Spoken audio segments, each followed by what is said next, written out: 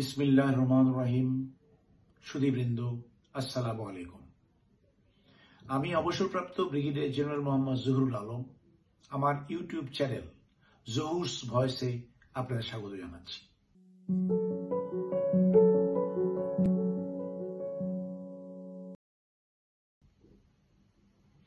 আমার আজকের আলোচ্য বিষয়, চলতে শুরু করেছে নির্বাচনী ট্রেন, তাহলে দ্বন্দ্ব কেন?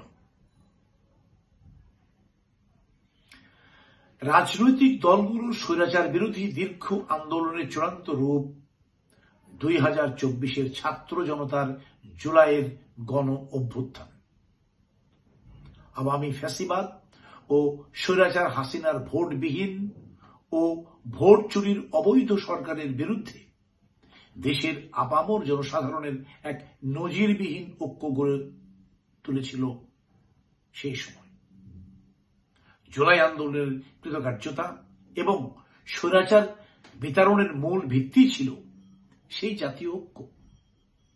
পালিয়েছে স্বৈরাচার, বিলুপ্ত হয়েছে ফ্যাসিবাদ এবং গঠিত হয়েছে অন্তর্বর্তীকালীন সরকার।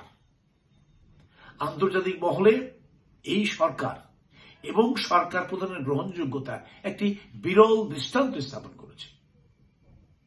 দেশের অর্থনীতি, শাসন ব্যবস্থা, বিচার ব্যবস্থা, নির্বাচন ব্যবস্থা এবং শিক্ষা ব্যবস্থা সহ এমন কোন প্রতিষ্ঠান নাই যেখানে স্বৈরাচারের নগ্ন হস্তক্ষেপ হয়নি। পুলিশ, র্যাব, বিজিবি, আনসার থেকে শুরু করে সেনা, নৌ ও বিমান বাহিনীও থাবা থেকে মুক্ত ছিল না। সবকিছু তছনছ করে স্বৈরাচার হাসিনা পালিয়েছে ভারতে। এত কিছু সামাল দিয়ে দেশের অভ্যন্তরে আইন শৃঙ্খলা বজায় রেখে সুশাসন প্রতিষ্ঠা করার আপ্রাণ চেষ্টা করে যাচ্ছে এই অন্তর্বর্তীকালীন সরকার।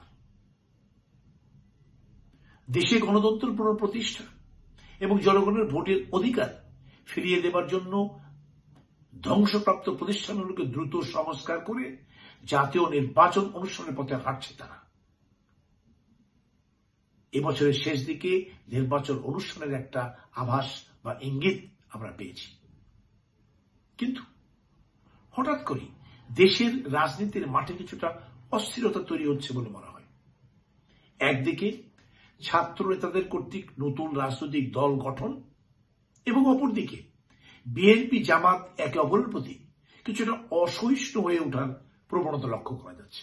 বিএনপির অনেক সিনিয়র নেতৃবৃন্দ জামাতের ৭১-এর ভূমিকা নিয়ে নানা রকম মন্তব্য করেছেন এবং জামাত নেতারাও যুক্তিতর্কের মাধ্যমে তার জবাবদিহি করে যাচ্ছে। এটা কি রাজনৈতিক কলহ বলবো নাকি রাজনৈতিক খুনসুটি বলবো সেটা বুঝতে পারছি না। তবে এটুকু বোঝা যাচ্ছে যে মূলত নির্বাচনের সময় নিয়েই এই দুই দলের মধ্যে এই বিরোধ তৈরি হয়েছে। জামাত চাইছে সবকিছু সংস্কার শেষ করে যৌক্তিক সময়ের পর নির্বাচন, আর বিএনপি চাইছে দ্রুত নির্বাচন। এ নিয়ে বাংলাদেশ প্রতিদিন গত ২৬ জানুয়ারি ২০২৫ শিরোনাম করেছে, কেন কঠোর বিএনপি। একই পত্রিকা পরের দিন আরো একটি শিরোনাম করেছে, কার ক্ষতি কার লাভ। এখানে পত্রিকার দুদলের নির্বাচনের প্রচারণা ও কৌশল নিয়ে সামগ্রিকভাবে পর্যালোচনা করেছে এবং শেষে ঐক্যের প্রয়োজনীয়তার প্রতি ইঙ্গিত দান করেছে।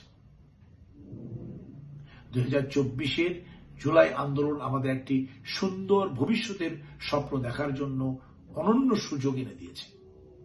ঐক্য ও আত্মত্যাগের মাধ্যমে অর্জিত সাফল্য হুমকির মুখে ঠেলে দেওয়া হলে জাতির স্বপ্নভঙ্গ হবে এবং লাভবান হবে ষড়যন্ত্রকারীরা।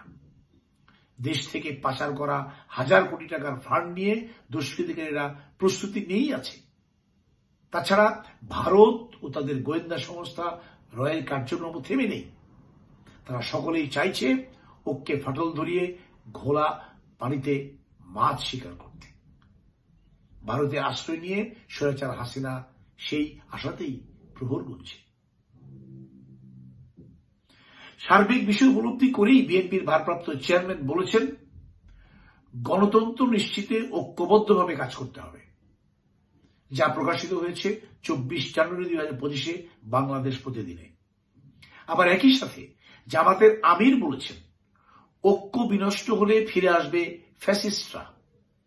এই একই পত্রিকা তা প্রকাশ করেছে পরের দিন, অর্থাৎ 25 জানুয়ারি 2025।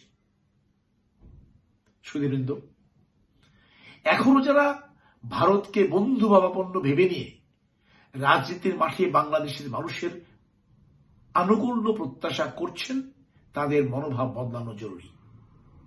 ঐক্য এবং জাতীয় ঐক্যমতের মাধ্যমে এযাবৎ যা অর্জিত হয়েছে আমরা তাতে আশান্বিত। তবে সাম্প্রতিক রাজনৈতিক মতবিরোধ জাতিকে করেছে উদ্বিগ্ন ও অস্বস্তিতে ফেলেছে।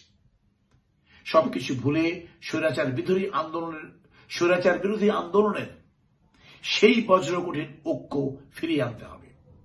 জাতীয় ঐক্যের প্রয়োজন যখন সব থেকে বেশি, তখন আমরা নিজেদের বিভক্ত করতে পারি না। দেশ ও জনগণের স্বার্থকে সবসময় এগিয়ে রাখতে হবে। মনে রাখবেন, জুলাই আন্দোলনের সুফল বিনষ্ট হলে এদেশের মানুষ কাউকেই ক্ষমা করবে না। স্বাধীন দেশে বাস করে আমরা কি আবার পরাধীনতার শৃঙ্খলে আবদ্ধ হতে চাই? সবাই ভালো থাকবেন। আল্লাহ হাফেজ।